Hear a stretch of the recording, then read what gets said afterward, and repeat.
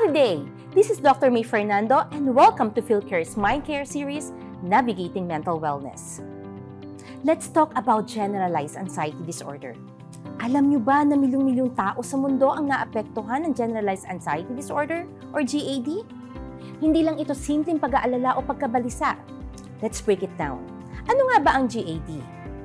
Ito ay isang kondisyon kung saan ang isang tao ay nakakaranas ng hindi mapigilang pag-aalala at pagkabalisa o isa sa iba't ibang aspekto ng kanyang buhay. Hindi lang ito basta stress. Ito ay mahirap na pakiramdam na maaaring makaapekto ng inyong araw-araw na gawain.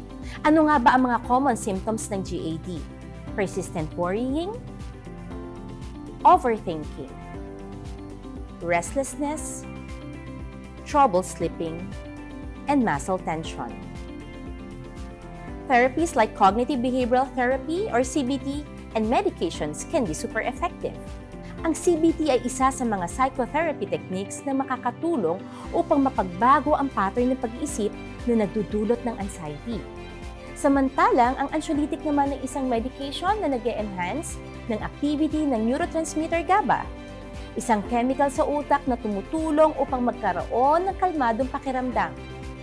Ugaliing kumonsulta sa mental health professionals para sa angkop na pamamaraan. Oops, huwag nating kalimutan ang pagbabago ng ating lifestyle. Regular exercise, good sleep, and a healthy diet can make a big difference. Thanks for watching. Follow for more mental health tips and support. See you next time.